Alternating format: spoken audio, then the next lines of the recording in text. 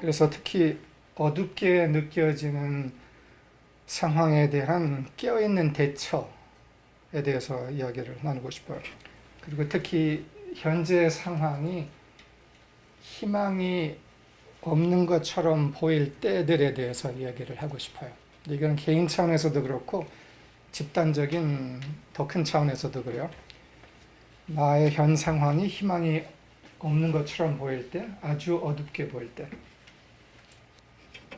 개인 차원에서도 우리가 다 이건 경험한 거고, 또한 집단 차원에서도 많은 사람들이 현재 경험을 하고 있어요.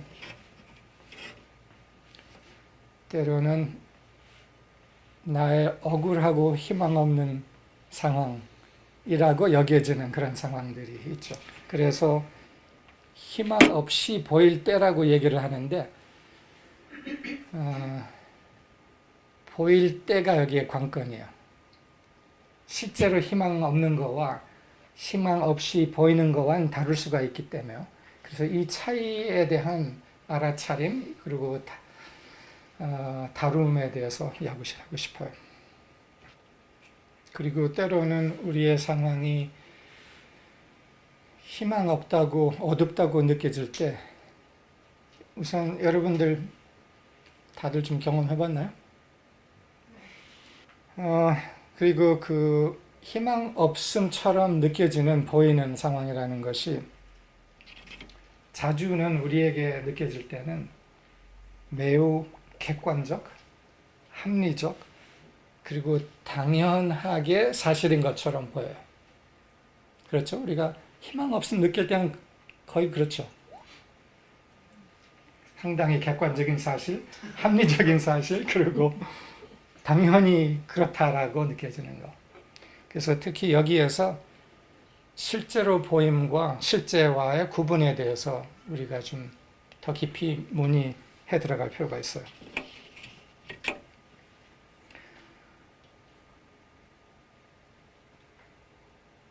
근데 이 말은 뭐냐 하면은 상황과 상황에 대한 우리의 느낌을 구분해야 된다는 거예요. 그래서 상황과 우리의 느낌, 생각, 해석과의 구분이 있어야 한다는 거죠. 이 말은 뭐냐 하면은 내가 이 상황에다가 나의 느낌을 투사했을 수 있다라는 거예요. 희망 없음에 대한 느낌과 생각을 상황에다가 투사했을 수 있다. 그런데 내 안에서 느끼는 거는 이게 무슨 투사야, 이게 사실이지 라고 생각을 주로 하죠. 근데 사실 투사라는 것은 나의 생각과 느낌을 뭐라 그럴까, 뒤집어 씌운다? 뒤집어 씌웠을 수도 있다라는 거예요. 그 상황에다가 덮어 씌웠을 수 있다는 거예요. 그리고 현 상황에 대해서도, 코로나 상황에 대해서도 아마 투사가 상당히 있을 수 있을 거라고 우리가 추정을 할 수가 있어요. 근데 이렇게 봤을 때는 내가 상황에다가 내 느낌을 덮어 씌웠다면, 희망 없음의 느낌을 덮어 씌웠다면, 그리고 희망 없음은 내 안에 이미 있었다면, 이거는 어느 쪽에 억울한 거야? 상황 속에 억울한 거지. 뒤집어 씌움 당한 거지, 상황이. 그래서 억울하게도 상황은 당한 거예요. 내 희망 없음에, 슬픔에, 분노에, 억울함에, 절망에, 느낌에 당한 거예요. 얼마나 억울해, 그 상황이. 그쪽 입장에서는.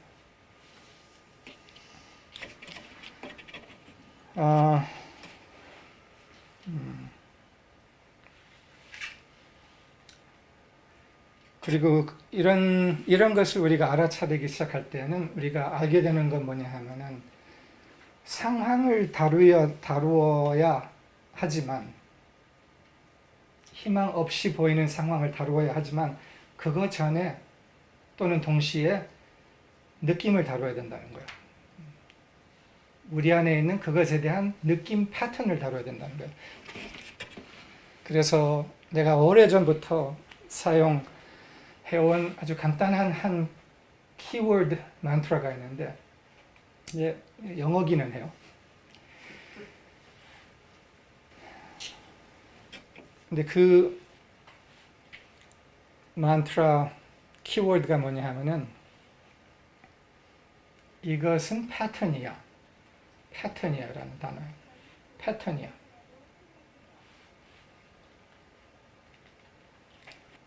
이게 패턴이야, 진동적 패턴이야라는 말은 실제가 아니라 그냥 에너지체일 수 있다라는 것을 이해하는 만트라예요. 패턴이야. 그래서 패턴이야라는 그 한 문장 안에 깨어있음의 요령과 실습이 담아있는 거예요. 그래서 내가 저 상황에 대해서 뭐를 하기 전에 이 패턴이 여기 있구나를 알아차리고 이 패턴에 대해서 내가 뭐를 봐야 하지, 알아야 하지, 해야 하지를 아는 것이죠. 근데 여기서 이제 약간 문제가 생기는 게 뭐냐면 때로는 상황과 이 패턴의 일치가 거의 100% 같이 보여. 이 상황이 꼭 이 느낌을 줄 만한 상황처럼 보이기 때문에 이게 겹침이 많음으로써 구분이 어려운 거예요. 근데 사실 그럴 때도 구분이 있어요. 생각보다 훨씬 더 패턴이 중요한 작용을 해요. 흔히. 그래서 예를 들어서 돈의 결핍, 건강의 결핍, 관계의 문제 이런 게 있든지 아니면 다 있든지 그러면서 이 좌절감과 좌절감을 주는 상황 같은 것과의 일치가 너무 완벽하게 보여. 그러므로서 이거는 상황이야 라고 해석하죠. 그래서 완벽한 겹침 현상이라고 부를 수가 있는 거예요. 근데 사실 완벽한 게 아니라 완벽하게 보이는 겹침 현상이라는 거예요. 그래서 구분이 어렵고 그럴듯해. 이 상황에서는 이걸 느낄 만해. 그리고 그렇게 결정을 하는 거예요. 그렇지. 이런 걸 다 하면은 당연히 이걸 느껴야 하는 것이지라고 결정을 하는 거죠.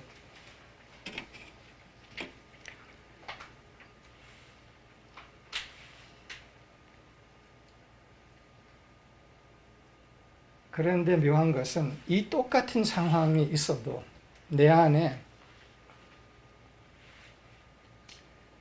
희망 없음, 좌절, 두려움, 불안이 없을 수가 있는 거예요. 똑같은 상황에. 그리고 없다면은 없는 그 자리에서는 이 상황이 다르게 보여. 특별히 좋은 날은 그러다가도 희망 없음처럼 느끼면서도 반짝해서 그런 것 같이 그렇게 안 느껴져 라고도 할 수도 있는 거죠. 그래서 우리 안에서의 정화가 있을 때, 투명함이 있을 때는 똑같은 상황이 그렇게 느껴지지가 않는다는 거예요. 그래서 여기 구분이 있다는 거예요.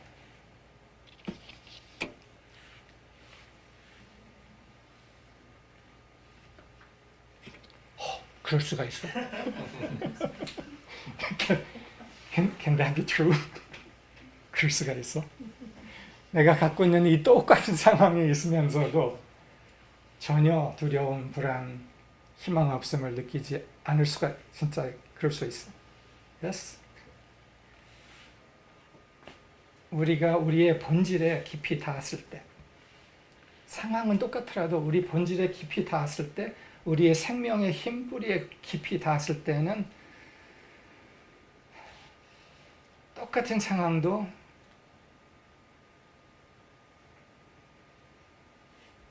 그렇게 어렵지 않게 보여요. 다룰 수 있게 보이고 희망 있게 보여요. 그래서 우리의 실제랑 이 패턴과는 다른 위치에 있다라는 거예요. 그래서 우리의 실제 자리에 들어갈 수 있다는 거고. 근데 어떻게 들어가는 건 잠시 보류하고 우선 어디서 왔는가에 대해서 먼저 얘기하죠.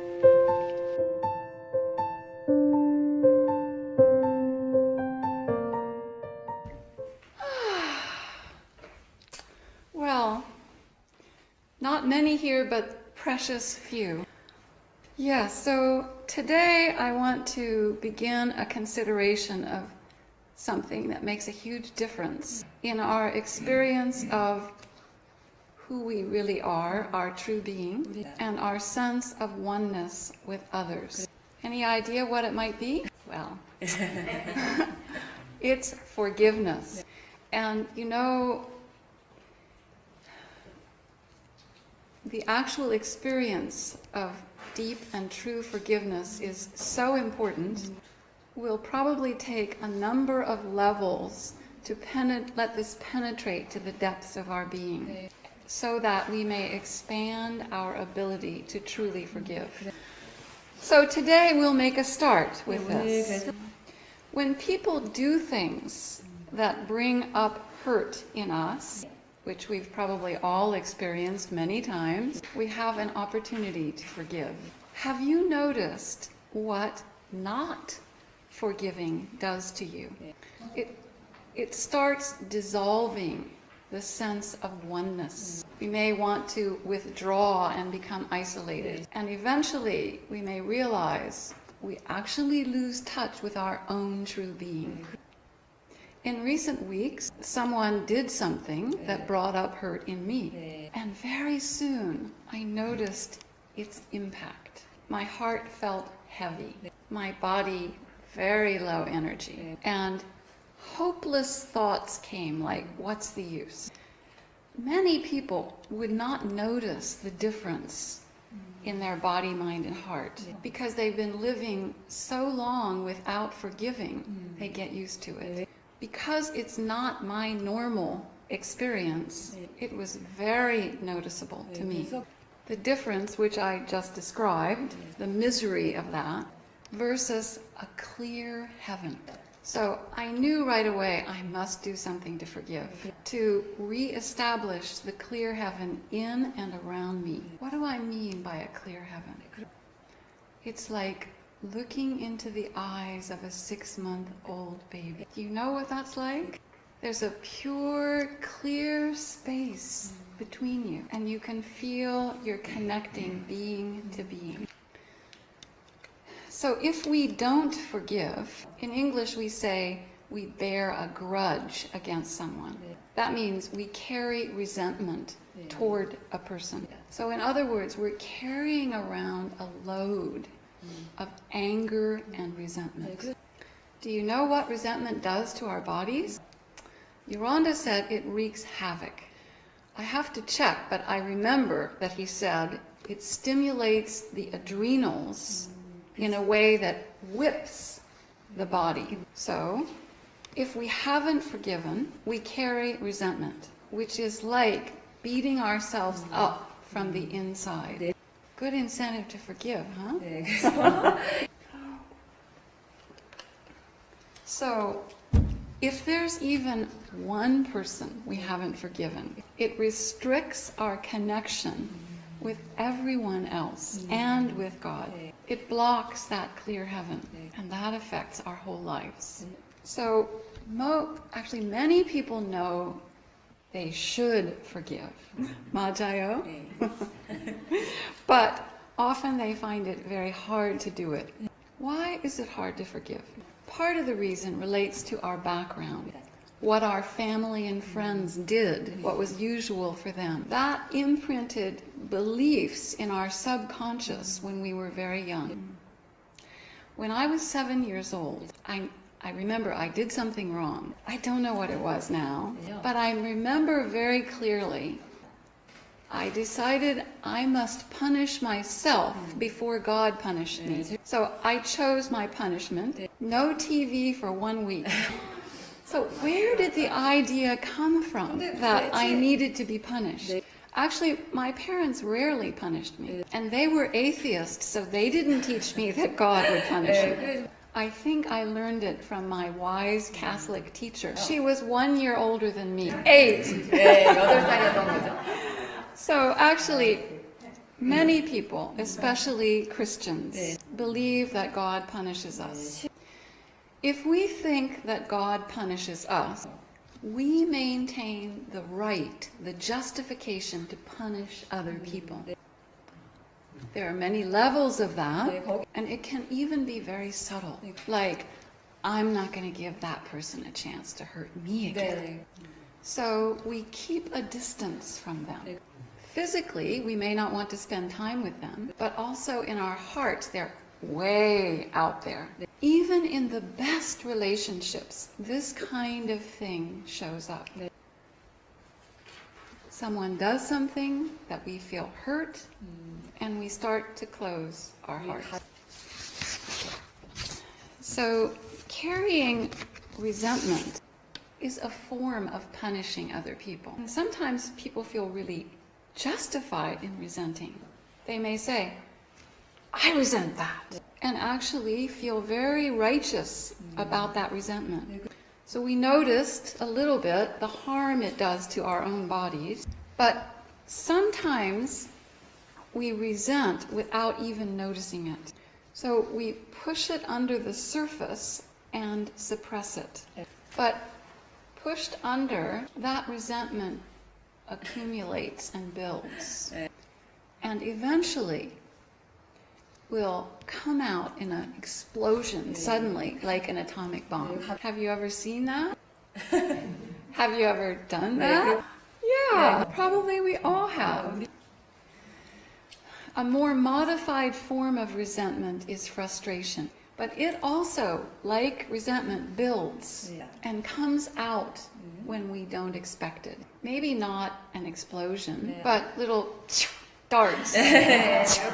A criticism, a tone of voice, a look on our face. So, at some level, many people believe in a God that punishes and judges. Do you know what Yolanda said about that? I want to tell you because it's very different. God has never, under any circumstance, insofar as any human being is concerned, anyone, anywhere, God has never failed to forgive instantly. God forgave your sin before you even knew you sinned. And He is not in any moment concerned about judging any person about anything. 잘 이해합니까? Okay, so that's quite a different view, isn't it, than what most people believe and feel. But doesn't that describe a God of love? And how could we think that a God of love would punish and refuse to forgive? So does that mean that God condones wrong, destructive actions? No. But God is not judging us. Many people think of God as our judge. God doesn't need to judge. Because God's one law of love works all the time. Those who've taken our Art of Living seminars will remember the one law that we teach. In simple terms, we reap what we sow. So there's no need for God or anyone to judge, because everyone will reap the consequences of their own actions. And that helps us learn what we need to change. So if God doesn't punish or judge, do you know what that means? The whole base of justification for us to punish and resent other people is pulled out from under us. As long as we believe God punishes and judges, we think it's okay that we do. But when we realize that's not true, we can no longer feel righteous in our judgment and resentment of other people, no matter what they did. Instead, we can begin to build a foundation of truth instead of lies, really. Something else Yolanda said that could be part of that foundation of truth. God has forgiven every ill thing that any human being has ever done, that you have ever done, or anyone else has ever done. So, God has forgiven us before we did anything wrong and after we do something wrong. So I want to invite you to take a moment to really feel that God has forgiven you. Just let that realization sink into your body and heart.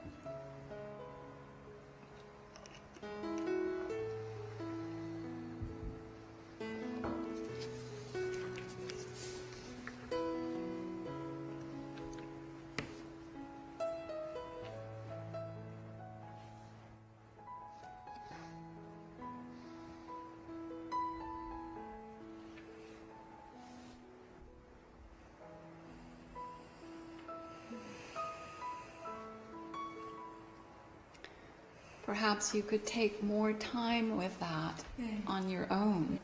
But even in this short time,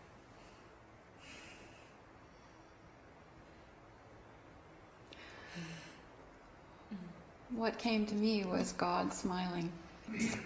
Yeah, so perhaps when you take more time with it, you may feel a warmth of love and understanding surrounding you, and that the burden you may have carried is lighter.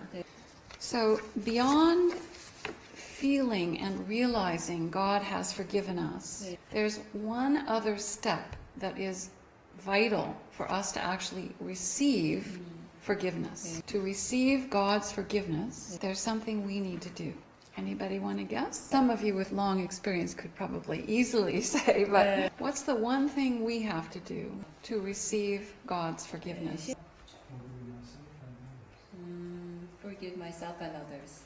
Yes, yes. Forgive others and forgive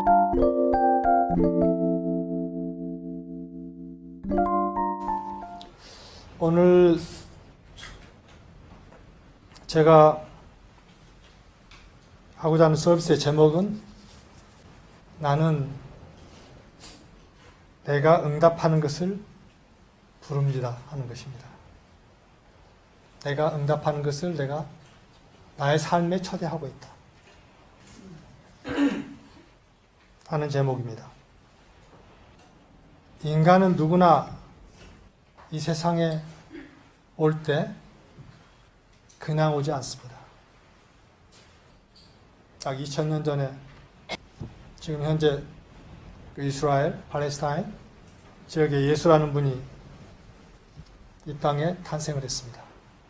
그런데 그때 그분의 오신 것을 어떻게 이야기했냐면은 하나님의 독생자가 이 땅에 오셨다. 이런 표현을 했습니다. 그런데 중요한 사실은 예수만이 그런 게 아니라는 것입니다. 인간은 누구나 하나님의 독생자로 이 세상에 옵니다.